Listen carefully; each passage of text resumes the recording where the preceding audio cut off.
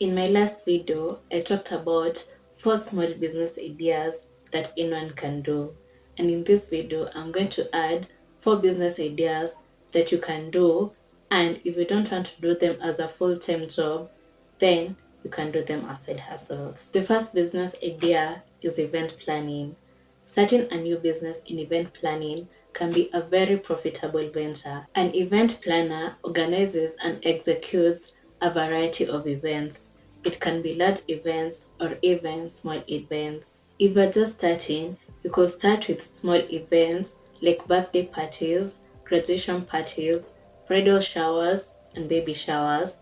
And then after that, you can scale up to large events like weddings, corporate functions, and charity galas. You'll be working closely with your clients to understand their vision and their budget, and then you come up with a plan to execute their vision using their budget. As an event planner, you'll have to look for vendors who do catering and decor, and you'll also have to look for venues on behalf of your client and ensure that everything runs smoothly on the day of the event. If you're not an experienced event planner, you can gain experience by volunteering your time in other events, or you can even engage in workshops and webinars on event planning, or you can even do an online course on event planning. Your starting capital depends on the type of event planning you'll be doing. If you want a large event planning business, then you'll need high capital that will be enough to cater for different types of tents and a large scale number of chairs and tables.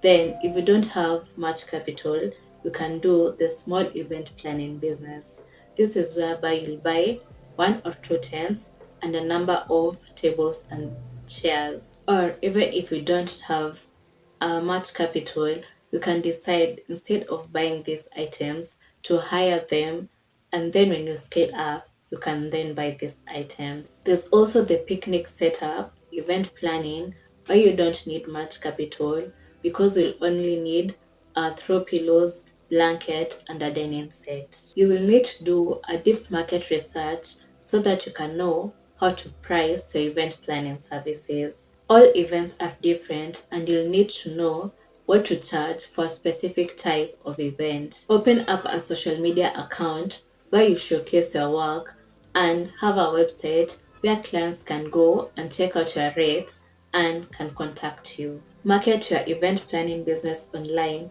or even to your friends, and if you can, have business cards that you can give around. Ensure you do great job because this is how you get repeat customers, and also the people who come to these events will see your work and they may want to have your services also. The second business idea is to become a personal trainer. If you're into fitness and you don't mind working out with other people, then this can be a great business idea for you. The first thing that you need to do is to find your niche. What type of training are you going to provide? And what type of clientele are you going to serve? You may want to focus on in-home training or gym training, or weight loss or weight gain, or even provide these services to athletes or bodybuilders or even a specific age group. The second thing that you should consider is where you'll be doing these trainings. If you want to focus on in-home training, then you should consider if you want to focus on a particular area, or even if you have the means to move from place to place efficiently. And if you're not going to focus on in-home training, then you should consider if you're going to do training in the gyms or at a park or even online. And if it's in a gym, which gym will you be training at? You also need to consider what you are comfortable in and what you are good at when you're choosing the training method to use. Have an online presence and start offering fitness tips so that you may start getting engagement and people may see that you know what you are doing. After you've gotten some engagement, then you can start advertising your personal training services. Once you start getting clients, ensure that you schedule them at different times so that you can focus on one client at a time. Be honest with the clients and also share your journey with them and offer personalized tips and training to them. This will ensure that they'll want to always work with you and they'll recommend you to their family or friends. The amount you charge will depend with the type of trainings you're offering. You can do a market research to see what other personal trainers are charging for those specific trainings. The third business idea is selling scented candles. This has become a very lucrative business idea as scented candles have become a trending product. Scented candles have become a great decor item and consumers are buying them for home decor and relaxation and stress reduction. And also, spas and restaurants are using scented candles to create a soft atmosphere for their customers. Apart from the scented candles being a trending product, there's also low cost in starting this business, and it is easy to sell scented candles to anyone. Learning how to make scented candles is a skill that can be learned through research and watching videos online. After learning this skill, transform it to become an income skill for you. Decide on which market you'll go after, and in the candle industry, the target market is broken down into three categories. And the first category is prestige. Prestige candles are known for their premium packaging and fragrances, and the prices for prestige candles may vary.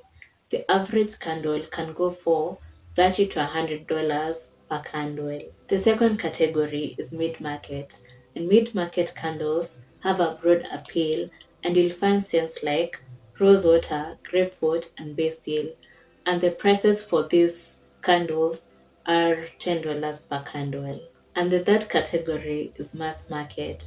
These candles are very affordable and you'll find basic scents like vanilla or even ocean breeze, and the prices are from $5 to $8 per candle. So you can choose a market between prestige, mid-market and mass market. And choosing a market will guide you into sourcing the materials that you need, packaging and branding of your business. If you want to stand out in this business, choose to offer unique and interesting fragrance blends because fragrance is the most important buying factor for consumers. Ensure that you pay close attention to the aesthetic of your products because apart from the scents, the consumers will also want to use it as a home decor. So ensure that the design of your products is in line with the target market. Create a social media account where you showcase and market your products.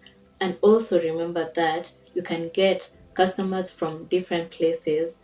And the good thing about scented candles is that customers will buy more than one candle so that they can have a variety of scents in their home. The fourth business idea is starting a photography business. Everybody wants a photograph of important days or even everyday memories. And if you have the basic understanding of photography, then starting a photography business can be a great profitable business idea for you. When starting out a photography business, you'll need the best equipment available, from a high quality camera to lights to reflectors and the background. You'll also need to consider your niche and your target market. Will you be offering nature shoots, studio shoots, wedding shoots, birthday shoots, or will you be an overall photographer? You will need to do a market research to determine your rates and how to charge your clients. You can offer a variety of packages to your client so that they can know exactly what they'll be getting, and you'll also know exactly what work is expected of you. You should establish an online presence so that you can showcase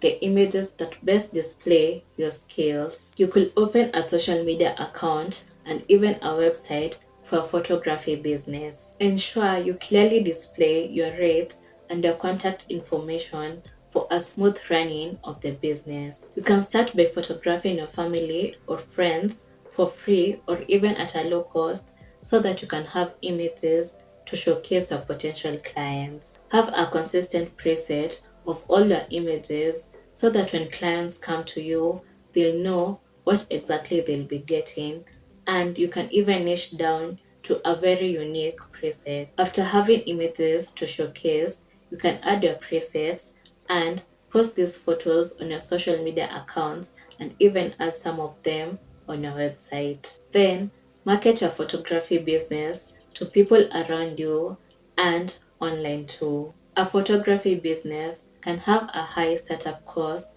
but it is a very lucrative business to venture into. If you've enjoyed this video and you'd like to learn more about entrepreneurship and business, please do subscribe and I'll see you in the next one. Thank you for watching.